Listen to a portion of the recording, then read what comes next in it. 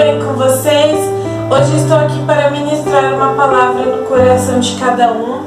Bom, durante a semana eu tenho postado vídeos de orações, eu espero que vocês estejam gostando. E se você ainda não começou a orar junto comigo, venha. E se você é novo por aqui, deixe o seu like, se inscreva no canal, que Deus te abençoe, amém? Vamos para a mensagem de hoje. Hoje o título da mensagem que eu quero trazer para vocês é O Compromisso do Cristão. Nós como cristãos, qual é o nosso compromisso perante Deus? Então compreenda em primeiro lugar, o nosso compromisso como servos de Deus e como cristãos tem que estar em Deus, correto? E essa mensagem ela vai ser baseada no texto de Josué capítulo 1, verso 8. Olha o que Deus declarou a Josué.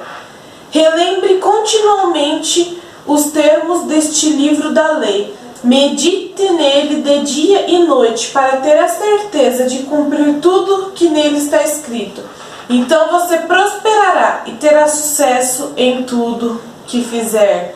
Glória a Deus. Então esse é o versículo-chave da nossa mensagem de hoje. E aqui Deus ele falou de três termos da gente ter um compromisso. É três tipos de compromisso que o cristão ele tem que ter.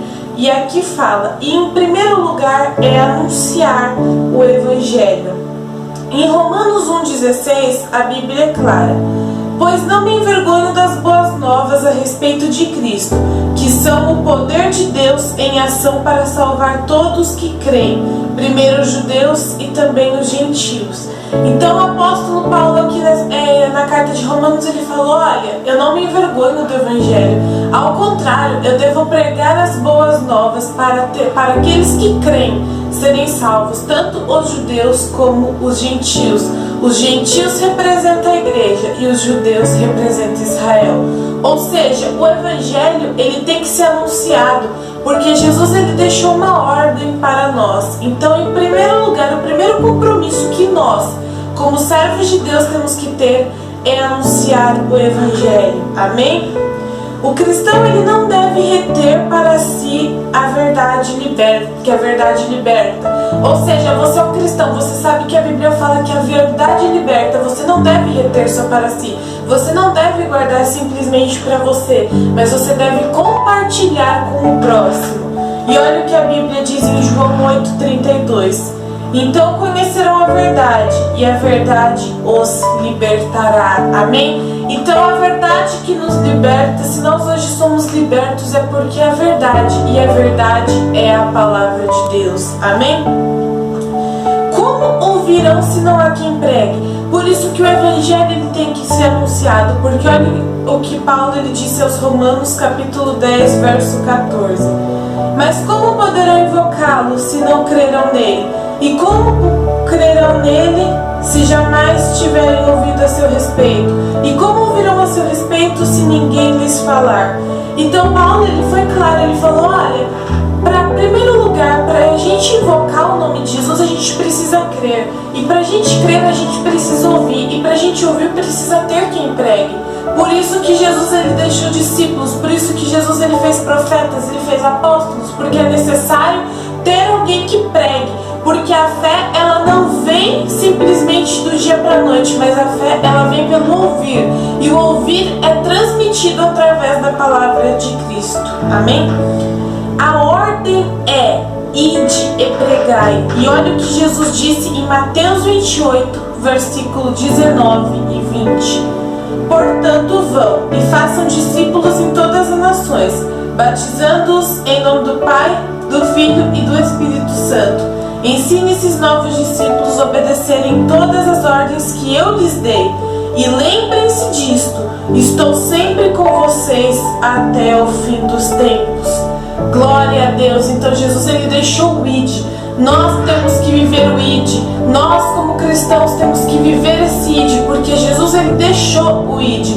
O ID é você proclamar, é você não se envergonhar, porque aquele que se envergonhar do Evangelho, esse Jesus se envergonhará quando vier na glória do seu Pai e dos santos anjos.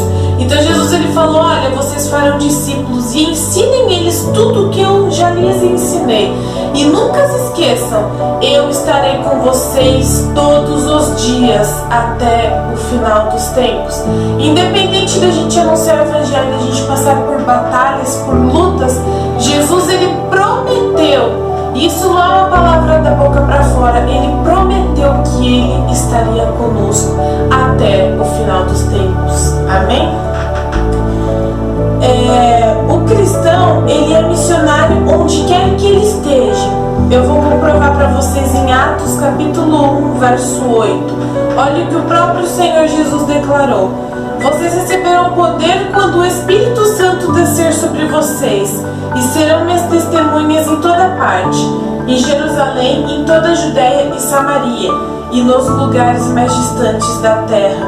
Então, Jesus ele falou o seguinte: olha, vocês serão minhas testemunhas. Assim que o Espírito Santo ele vir sobre vocês, vocês serão minhas testemunhas. E é por isso que o Espírito Santo ele veio. Jesus ele disse: eu estou subindo para o Pai, mas eu vos enviarei o outro Consolador, a fim de que estejam convosco para sempre. O Espírito Santo ele desceu com uma missão, e a missão é convencer o mundo do pecado, da justiça e do juízo. E é por isso que quando nós pregamos, quando nós ganhamos alma, nós ganhamos através do Espírito Santo de Deus, porque é Ele que convence, é Ele que nos dá a capacidade e o discernimento de podermos levar o Evangelho. Amém? A segunda missão do cristão é meditar na palavra de Deus. E olha o que o salmista Davi declarou no Salmos capítulo 1, verso 2. Pelo contrário, tem prazer na lei do Senhor, e nela medita de dia e noite. Então o cristão, ele tem que ter um tempo. O cristão, ele tem que meditar na lei. Porque como que ele vai proclamar a verdade se ele não meditar? É necessário nós termos um tempo para meditação na palavra. Amém? Porque Deus opera através da nossa maneira de pensar. E olha o que Paulo escreveu aos Romanos, capítulo 12, verso 2. Não imitem o comportamento e os costumes deste mundo, mas deixe que Deus os transforme por meio de uma mudança em seu modo de pensar, a fim de que experimentem a boa, agradável e perfeita vontade de Deus para vocês. Glória a Deus. Então, através da meditação, a nossa mente ela vai mudar, porque a partir dali Deus ele vai blindar a nossa mente para que a gente não viva conforme o mundo, para que a gente não pense as coisas que o mundo proporciona, mas o que a Bíblia proporciona. Porque conforme a gente vai meditando mais e mais e mais, a nossa mente ela vai conhecendo a verdade, e através desse conhecimento a nossa mente ela vai começar a mudar as atitudes e os pensamentos. Amém? É importante preparar um horário para a meditação, como eu já disse logo em seguida, como eu disse anteriormente. E eu quero ler com vocês em Salmos 119, verso 97. Como eu amo a tua lei, penso nela o dia todo.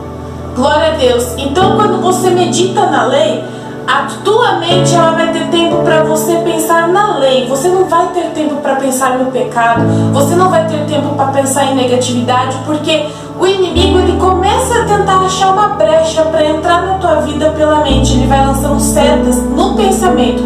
É negativo, é pensamento de morte, é pensamento de suicídio.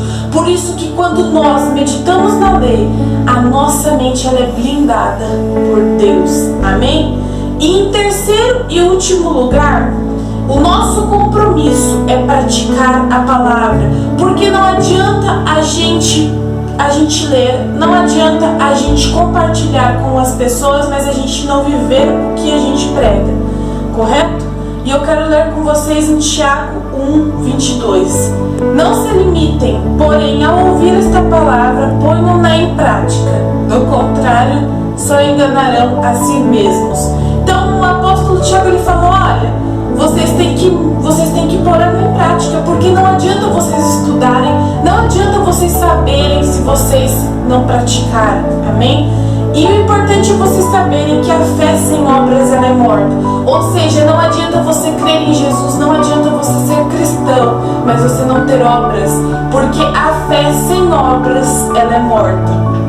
E em Tiago 2,17 a Bíblia fala o seguinte: como vem a fé por si mesma, a menos que produza boas obras, está morta. Ou seja, Tiago ele falou, olha, a fé, ela por si mesma, sem obras, não adianta, ela estará morta. Então é necessário a tua fé, é necessário a minha fé ter obras. Não adianta nós termos fé, nós falarmos, não, eu vou para a igreja, eu faço isso, eu faço aquilo, eu creio em Jesus. Mas você precisa produzir esses frutos. Através da crença que você tem em Jesus, você precisa produzir estes frutos. E Jesus ele mostrou que a fé ela vem junto com as obras. E eu quero ler com vocês em Lucas capítulo 7, do versículo 18 ao 22. Os discípulos de João Batista lhes contaram tudo o que Jesus estava fazendo. Então João chamou 2 de seus discípulos e os enviou ao Senhor para lhes perguntar: o Senhor é aquele que haveria de vir ou devemos esperar outro? Os 2 discípulos de João encontraram Jesus e lhes disseram: João Batista nos enviou para perguntar: o Senhor é aquele que haveria de vir ou devemos esperar outro? Naquela mesma hora, Jesus curou muitas pessoas de suas doenças e enfermidades e espíritos impuros e restaurou a visão de muitos cegos. Em seguida, disse aos discípulos de João: voltem a João e contem a ele tudo o que vocês viram e ouviram. Os cegos veem, os aleijados andam, os leprosos são purificados, os surdos ouvem e os mortos são ressuscitados. E as boas novas são anunciadas aos pobres. Glória a Deus. Então Jesus ele quis mostrar, ele não falou nada, ele mostrou com obras. Por isso a fé, ela tem que ser mostrada através das suas obras. Amém? E por último, para concluir esta palavra, é necessário proclamar Jesus como Senhor e Salvador. E eu vou ler com vocês em Romanos capítulo 10, verso 9 e 10. Se você declarar com a sua boca que Jesus é Senhor e crer em seu coração que Deus o ressuscitou dos mortos, será salvo. Pois é crendo de coração que você é declarado justo e é declarado com a boca que você é salvo. Amém?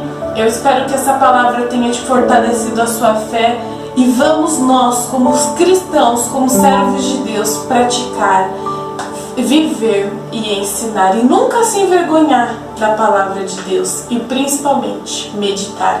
Que Deus te abençoe, um beijo, fique com Deus e até o próximo vídeo. Tchau, tchau!